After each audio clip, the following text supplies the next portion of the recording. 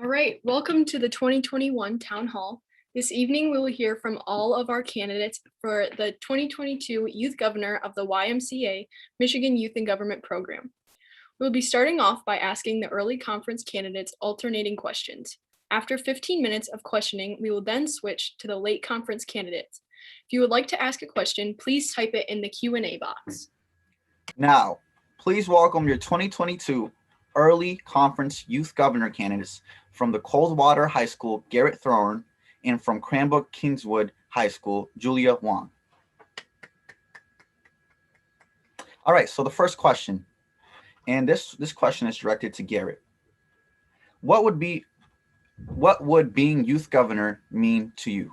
Garrett, you have 52 seconds. Being youth governor would mean a lot to me. It would really affect my ability to be able to better this conference, and this conference means so much to me. As youth governor, I'd be able to successfully help and combat against economic diversity and help change the diversity of this conference by encouraging an organization-wide fundraiser that would help students who do not have enough money to go to this conference, because to me, the biggest issue is economic diversity in youth and government, because many students don't have enough money, because $400 is a very steep cost. And so I know that is a big issue, and I would really like to have that and be able to work with delegation leaders and help encourage other students to go. Thank you. Thank you, candidate. Now to Julia, what would being youth governor mean to you? Yeah, thank you for that question. I think as governor and as someone who will eventually have a lot of influence and power, I think that it's very important that I be very forthright and honest with the decisions I make in regards to the bills that will come to me either to be vetoed or passed. I know that as youth governor, I won't just be representing myself, but everyone at this conference. And I would say that my main goal as youth governor and what being youth governor would mean to me would be just making sure that I represent everyone, not just myself or my own political views at MU. In order to accomplish this goal, I would probably go about it by filling my cabinet not just with people from my own delegation or even my own political views, but with delegates from all over Michigan, so I can approach governing with a very well-rounded and informed perspective and take into account everyone's views so that I can properly represent everyone at YIG. Obviously, I still want to get to know as many people as possible in YIG. So I'm saying this to anyone watching, that if there is a particular issue that you care strongly about, that you come talk to me about it, either on Discord or hopefully even in person next year. All right, next question. Julia, each year in youth and government, students write bills about issues that are important to them. What political issue is the most important to you and why? Your 52 seconds starts now. Yes, so I wrote a bill on women having greater access to their reproductive health care, and another bill on making sure that the law impacts everyone equally, regardless of their economic standing. So, I don't think it would surprise anyone to say that these things are very important to me. However, I also want to take this time to bring some awareness to another issue that I actually don't think has gotten enough attention that should be afforded to it, considering how much it impacts many millions of American citizens. And I'm specifically talking about the rise of hate crimes that have been committed against the Asian American community since the pandemic has begun. And I'm not just talking about the shooting that has occurred in this past week that left 6 Asian women dead. For my research, 2020 overall has seen an overall rise in hate crimes against Asian Americans, and even as overall hate crimes has fallen. There was a 91-year-old man who was shoved to the ground, a 61-year-old Filipino man whose face was sliced open with a box cutter, racial slurs being spit upon, pushed down, all these things just in the past couple of weeks. And I wish I could say more about this in this very short period of time, but I just want everyone to possibly consider the impact words have on shaping the overall public perception of Asian American citizens, especially as America's tensions with China rise, and hopefully just to ask individuals to be more thoughtful in regards to their actions and behaviors when it comes to how it can impact the Asian American community. Thank you. Thank you. Garrett, each year, youth and government students write bills about issues that are important to them. What political issue is the most important to you and why? I think every year this is reiterated, and it's really, it's the most important political issue to me as of right now, is the issue of the pink tax. I think it's completely horrendous that feminine products are taxed the normal rate from the state when it's a necessity and it's not a luxury item. And foremost, my other important political issue to me is Capitol defense. This year we saw horrendous actions as people stormed the Capitol, and so this year I wrote a bill in creating a militia to defend the state capitol, because I think it's important to not only our state legislatures and protecting our democracy, but also us when we go to youth and government. Last year I remember there was protesters, and I think it would be an awful thing if people did those atrocities and stormed the Michigan Capitol like they did the national Capitol. Thank you. Garrett, given the current political divide, how will you as youth governor make sure everyone feels welcome at the conferences? So one of the things that I think is really, really important, and it's been preached all our lives, and I think it really needs to be reiterated all the time, is respect. We're all high schoolers. We all come from Michigan. We're around the same age, and really we just need to respect each other, and we need to have nonpartisan debate and just respect everyone's opinions. And so also as governor, I'd be able to, look at bills and pass bills. And so I really look to pass bills based on merit rather than, who wrote the bill and whatnot. And so I really think just respect, nonpartisan debate, and remembering that we're all Americans, we're all teenagers, and we're all high schoolers, and there really is not much difference between us, and we really need to just respect each other. Julia, given the current political divide, how will you as youth governor make sure everyone feels welcomed at the conferences? Yeah, this is a really, really important issue. And I talked a little bit about this in my speech about how, as the political climate has gotten more and more polarized in the past year, I think it's more important than ever that we still approach conversations with each other in good faith. And I think for the most part, Michigan youth and government in general has been very, very good at this. I think especially stressing the nuance that exists in certain issues is going to be extremely important. And, even I sometimes fall into the trap of, viewing people who disagree with me as being like bad and people who agree with me as being good. But I recognize that this is definitely not the approach that is very effective at fostering a sense of, like community at this conference. As youth governor, I obviously want to demonstrate that I'm going to be the governor for everyone, not just for my own views and interests, but that I truly represent everyone the best I can with regard to all our differences. So I think I will be especially stressing this if I am elected in the conference next year. All right. And Julia, in your opinion, what is one policy you think would have improved how your community has been impacted by the COVID-19? It's so hard to narrow it down to one policy, but obviously this COVID-19 pandemic has just been a really unfortunate series of events, one after another. Basically, like an entire year of our lives have just been relegated to just sitting in front of a computer screen. And I'm sure that many of us have also lost many important people to us during this pandemic. I know that I myself actually lost both my grandma and grandpa, and I was not able to go to their funeral. So that was just really bad. And I know many small businesses and small mom and pop shops have also gone under. I think that, as a community, ultimately, if we do want to move forward with this pandemic, we still need to be respectful of the social distancing protocols and mask wearing, and hopefully engage responsibly with each other in the coming months. I don't know if this is necessarily a policy, but I think also promoting trust about the vaccine is going to be extremely, extremely important, and encouraging people to take these vaccines so both ourselves and the most vulnerable members of our communities won't have to be susceptible to this horrible virus longer than we have to, and that hopefully we'll be able to return to some sense of normalcy and move on away from this pandemic as soon as possible. Thank you, Julia. Garrett, in your opinion, what is one policy you think would have improved how your community has been impacted by the COVID-19? I really think people respecting quarantines and respecting social distancing more really would have helped with controlling the outbreak. But also, I think one policy that really helped and could have helped more and been more effective is the mask mandate.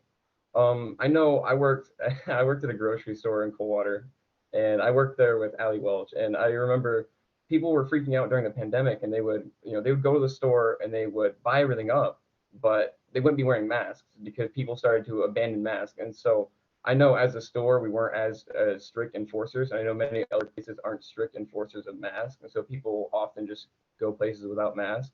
And I really think the abandonment of masks entirely was a bad thing, and a lot of people have started to do it. And I really think masks can help out. Thank you, Garrett. And Garrett, what will you do to help MYIG rebound from lost enrollment/membership due to COVID-19? So, as I talked earlier, I mentioned about how economic diversities have always kind of plagued youth in government because, as it is, it stands at over $400 for youth in government. And now we have a loss of membership enrollment, which is really bad. But I know Coldwater managed to retain a lot of people, and it really happened because of my amazing delegation leader, Mr. Stevens. And I would like to relegate some of his policies into youth and government. What he did is, or what I would do as governor, is talk to delegation leaders and explain to them the importance of seeking out students in their school and kind of lobbying to them, like the idea of youth and government, getting them to try it, as my delegation leader did. While also my delegation leader set up calls for us to join and try to get sponsors and like patrons from around our community.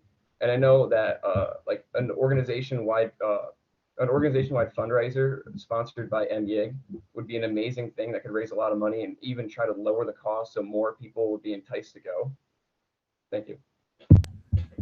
Now you, Julia, what will you do to help MYIG rebound from lost enrollment/membership due to COVID-19?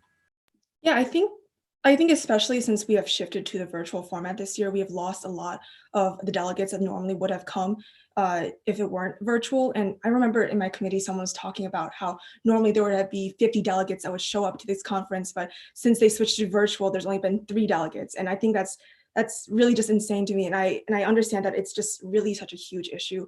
in terms of how to promote membership again and promote people to come to Michigan Youth in Government again, obviously as governor, I will have a lot of influence. And I think obviously talking to as delegation leader, I will be obviously talking to my own delegation and encourage the members to come once again, obviously to tell them that this is still a really great program, and this program is something that we can all benefit from. But as governors, I'll also be reaching out to other delegation leaders and hopefully even talking to some of their delegations to reincite a lot of excitement about this program once again, so that people will once again be excited, and that this program will hopefully return to its glory that we usually see. Thank you, Julia. Your next question is, how do you plan to help support small delegations or communities without a YIG delegation at all? Yeah, that's a really good question. I actually just saw it in the Q&A before. But I think especially this year, as the virtual format has shown us that inclusivity and making sure that we make everyone feel welcome is definitely is a very, very important thing. The virtual format has been very alienating for many of us. And I certainly have felt, that I have not been included at not in this conference, but at some times in the past school year. I think including, in regards to things that we can do to make smaller delegations feel more included into this conference, I know this is not the most popular thing, but I think the family groups and the social hours have been really good in fostering a sense of community and fostering a sense of inclusivity among everyone. I found these things to be really good in making me feel, see past our delegation differences and just interact with each other, even despite the fact that we don't go to the same school or that we don't really know each other. I think these conversations that have been occurring in my family groups and my social hours have been honestly really effective. And I think obviously we would move forward this in the coming year. I know I haven't talked for a long time, but in general, I think we should also need to reach out to more schools to promote more people to join Michigan Youth in Government, because at the same time, I think this is a really good program. So yeah. All right, thank you, Julia. And Garrett, the question was just deleted, but how would you help get YIG delegations in places that don't, or small places that don't have them? I think I would seek through Adam and Lydia. They're so insanely helpful, and I think I would seek through them the help of reaching out to as many high schools as possible, maybe even like just a broadened email, but basically just explain the benefits of youth in government, the enjoyment of youth in government. And definitely, if I was able to implement a YIG-wide fundraiser to lower the cost, it would even be a bigger incentive for people to go, because I know, personally, I was bummed out I didn't go in middle school, but the cost always seemed kind of like like, is it worth it? But I was explained to as a freshman how great YIG is, what it can do for you, and just how much fun you can have on it. So I think really just reaching out to all these smaller schools and all these smaller delegations and just like enticing their school leaders, like principals and all that, to really push through youth in government and sponsor this program would be a great help. This will be the second to last question. Garrett, what policy issues would you like your administration to address if elected? I mentioned a lot, but an organization-wide fundraiser for YIG would help a lot. But also, I'm a big stickler for quality over quantity. And I know every year in youth in government, there is a big thing that happens kind of towards the end of the conference.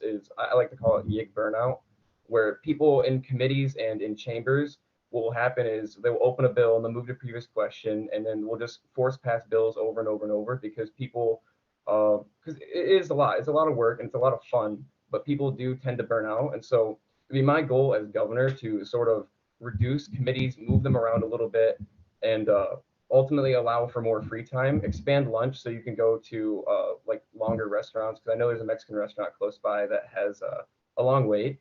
And also maybe even make time for people to watch the MJP state finals, because I know how amazing that is. And so moving these committees around and maybe even making just a small amount of less, like 1 to 2 committees, would definitely free up some time and allow them to watch stuff like that. Now to you, Julia.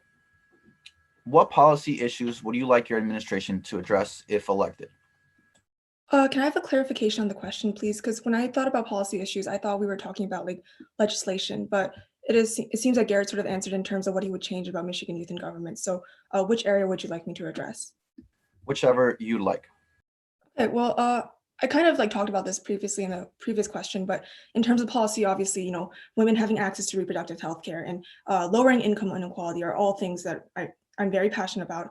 Making sure that everyone has, enough resources so that they can succeed in life. Obviously, as a student, education is extremely important to me. And also, I mentioned about hate crimes. Making sure that we promote a very healthy discussion about issues and making sure that we don't alienate anyone, or making sure that individuals don't feel as though they're being targeted for something like that. Also, I saw plenty of really good bills about plenty of issues that I actually didn't consider at this conference.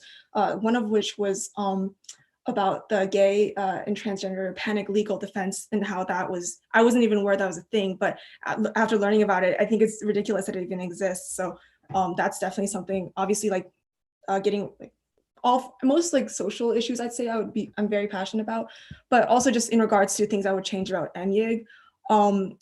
I think that overall Michigan Youth in Government could improve its marketing tactics. And so this program expanded to more schools and students. I haven't been in Michigan Youth in Government for long at all. And that's largely because I was not even aware this club existed until someone told me about it. But now that I'm in it, however, I actually love this program. I really wish more students could experience it, and that hopefully we'll be able to expand it in the future, because I think that this is a really great and informative program that I think everyone would really benefit from. Thank you, Julia. This is your last question. What is your favorite cookie?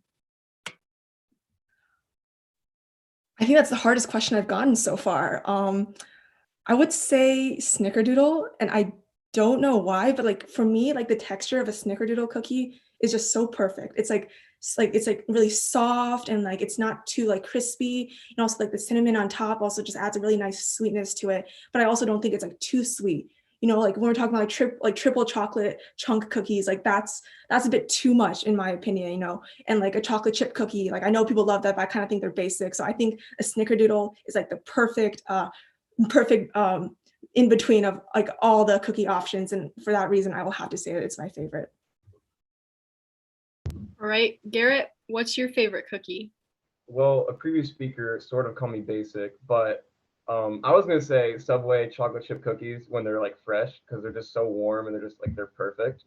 But if I had to say something else, I don't know if it really counts as a cookie, but I have a chocolate cupcake from Hostess. They're my favorite. I don't really like cookies very much. My mom was a baker, so I kind of burned out on cookies, but definitely Subway chocolate chip cookies. Great job, candidates. You can give it up for yourself, and congratulations on coming this far. And I'm looking forward to hearing your speeches towards the end of the conference. We will now hand it over to Dominic and Sia for the welcoming of the late conference governor candidates. Thank you. Thank you, Pablo and Rachel, and great job, Garrett and Julia. We'll now be moving on to the late conference youth governor candidates, Emma Macalusos from the Elk Rapids delegation, and Mackenzie Muswanger from the Gladstone delegation. We will be following the same process for the late conference governor candidates as we did for the early conference. Emma, you will answer the first question, and then Mackenzie, you will answer the first question as well, or the second question. In question 2, Mackenzie will answer first, and then Emma will answer. All right, the first question to Emma. What would being youth governor mean to you?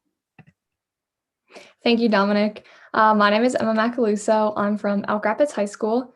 Being a youth governor to me means being a true leader for everyone and not pushing my political ideologies on anyone, but respecting and supporting every delegate, and having that opportunity to lead them would be the honor of my life. I've looked up to and taken ideas from youth governors and candidates in the years past, and I have so much admiration for the staff and leadership team of the program. And if being youth governor means getting to work with them and channeling the ideas of everyone in the conference into real action, I would be absolutely honored. Being youth governor would give me the opportunity to be that positive change in the country and in the state that I know the youth of Michigan has that potential to be. Thank you.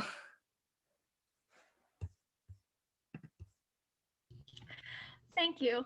My freshman year, Governor Ashray Khanna from the Cranbrook delegation was the governor. I saw what he did in my first year and I thought, I want to do that someday. And here I am with the potential to do so. Being youth governor does not mean that I would implement my own agenda or ideas. It means I would represent what the delegates want. I want to be a vessel through which delegates communicate what they want in the program and what they think is best. Because after all, this is the program we all pay for. Thank you. Great answers, delegates. So my next question is for Mackenzie first. Each year in youth and government, students write bills about topics that are important to them. What political issues are important to you and why? There are several political issues that are of very importance, but the two that are most important to me are education and healthcare. I believe this is the basis of society for everyone. In my second year, I wrote a bill on healthcare that would mandated that if a medical bill wasn't sent out within 90 days, it would make it null and void. This was after personal experience with my father breaking his leg and receiving bills 6 months after the incident. This is something that affects every single Michigander and American. Furthermore, education is so important because it's something that affects us all as students.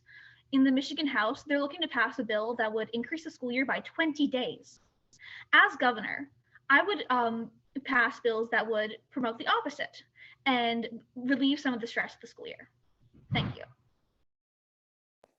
Thank you, Mackenzie. And now Emma, the same question. So in each year, youth and government students write bills on issues that are important to them. What political issue is most important to you and why?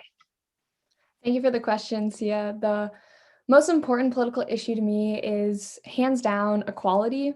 I will actively advocate and work for the equity among minority groups and the equalities for all genders, sexual orientations, and political ideologies in every single action that I would take as youth governor. I recognize the extensive diversity of the state of Michigan and subsequently in this conference. We all come from different parts of the state, rural, urban, and everywhere in between. And equality and representation within that aspect is a huge priority for me. I also have extensive experience with being outdoors, and I understand the importance of conservation of our environment. And so that would probably be number 2 on my list as far as the most important political issue to me. Alrighty, thank you, candidates. This next question goes to Emma first. Given the current political divide, how will you as governor make sure everyone feels welcome at the conferences? Great question. We have all seen how the media and news influence the conversation and debates that we have in our conferences. And as the country becomes more politically polarized, that trend will definitely trickle down into the atmosphere of the conference. And from my own experience, by entering the conference with an open mind and a preface on respecting the ideas and beliefs of others, that has made that has made my interactions with those who disagree with me much more civil. I strongly believe that the political ideas that we have are based solely on the experiences that we've had in our lives. And I can't pretend to know how others have been raised or what experiences they've been through.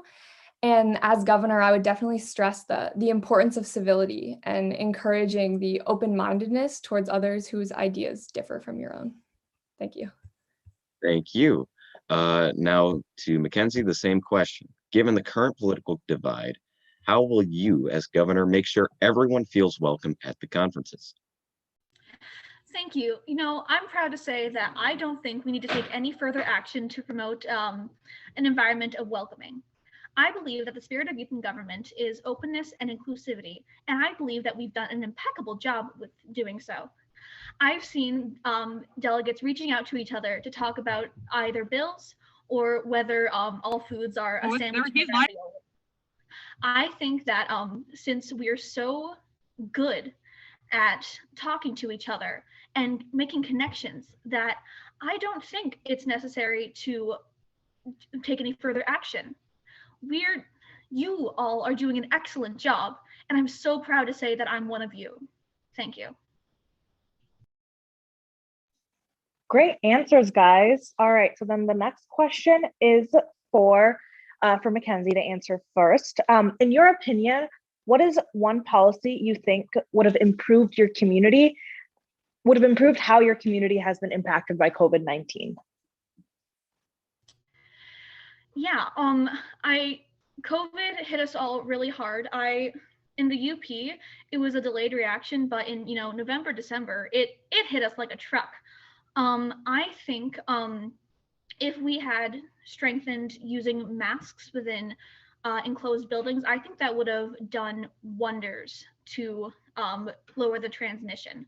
My school, Gladstone, it did a really good job at keeping masks on and following the rules, but there's actually a controversy with some neighboring schools who didn't do so, and they had to be shut down about 3 times. So I think if not only legislatively, but also if we promoted a culture of accepting and embracing masks for the time being, I think that would have done a lot to help.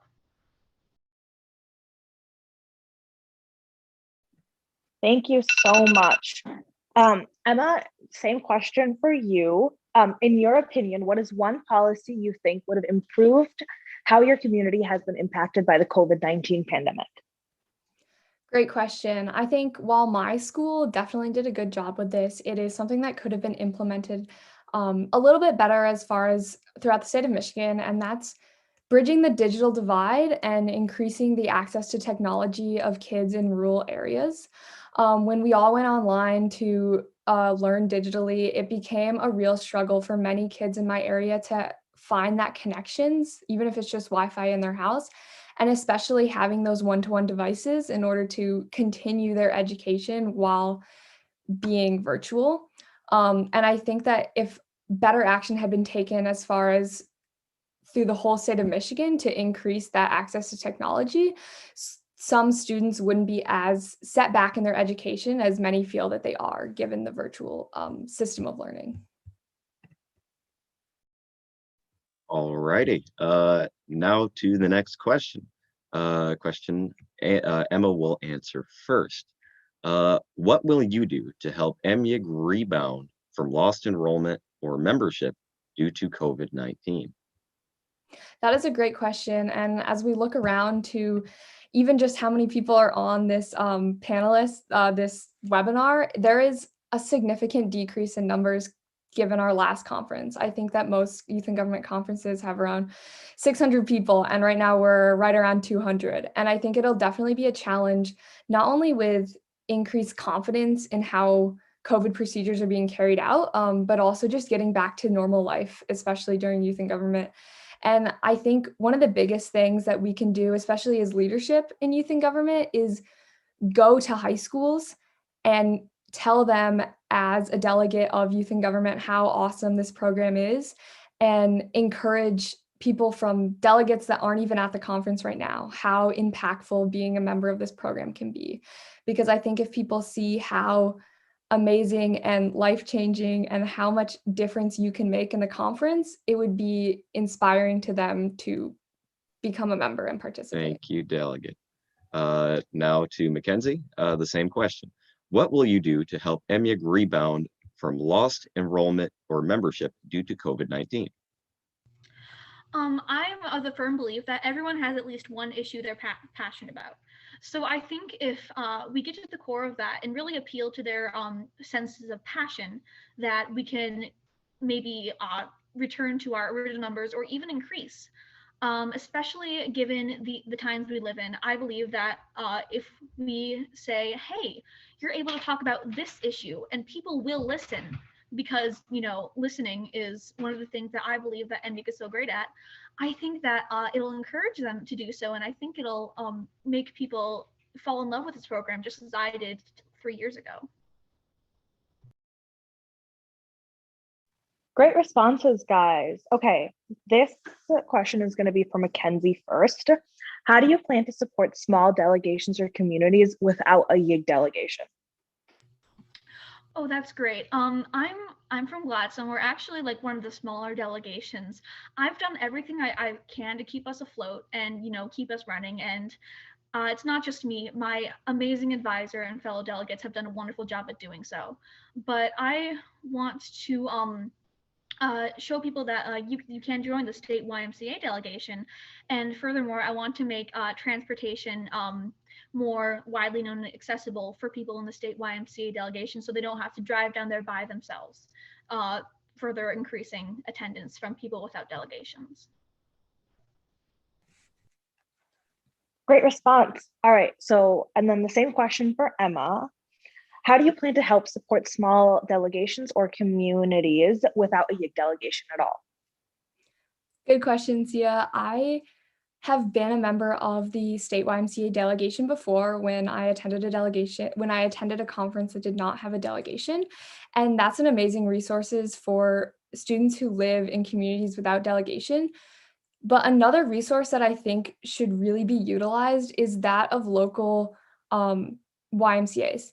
The YMCA is such an expansive program and system, and having even just the YMCAs where you go to the gym and go to the pool, those buildings have the potential to harbor youth and government delegations. And I think that if we reach out to those YMCAs and get them involved in this program, then we can definitely increase delegates and delegation numbers. Thank you. Thanks to both of those answers. Now we will move to the next question. This question goes to Emma first. How have you advocated for your peers while in school in regards to homework, sports, teachers, and etc.? I'm not sure if I completely understand the question, but I do think that something that has come up when you said this question that I thought of immediately was COVID procedures in regards to sports. And I am a member of 2 different sports right now, and COVID procedures have definitely been hard, like playing in masks and that sort of thing. And I think that it is very important to advocate for students, especially when the government is making these decisions about who gets to play sports when and what the regulations are for playing sports. And one of the biggest things that I've tried to do is, and what we can do here in youth and government, is take the voices and ideas of each delegate and bring that not only to the conference, but then go a step forward and bring those ideas to the state government and to the national government and get the people who are actually in charge of making rules our ideas. And that's what I would want to do as youth governor. Thank you, delegate or candidate. This question now goes to Mackenzie. Again, how have you advocated for your peers while in school? So homework, sports, teachers, and etc. It's the unfortunate truth that many students in school struggle with mental illnesses. My friends especially, I've seen them at such low places. It truly breaks my heart to see. However, I am blessed enough to be doing fairly well in these times. So I've tried to help them talk to teachers when they feel like they couldn't, and ask for, say, extensions on homework or some help. And furthermore, I address them at the individual level and try to make sure they're okay and they are doing the necessary things they need to do to keep on carrying on. And so I think not only is it important to advocate for students to others, it is important to address them at where they are and help them advance. Great answers again. All right, so time for our final question. This one's going to go to Mackenzie first. I personally think it's a really important question. So on a scale from 1 to 10, how would you rate chocolate milk? There's only one appropriate answer for this. Chocolate milk is 10 out of 10, the superior dairy product. Thank you. Great. And then finally, Emma, the same question for you. On a scale of 1 to 10, how would you rate chocolate milk? You see, this is a tough one because if we're thinking about the chocolate milk that comes in the weird cartons at the lunchroom where you have to open them funny, I would give that a 6.5. But True Mood chocolate milk that you get in the big containers, like when you're skiing, 10 out of 10. amazing question. Thank you.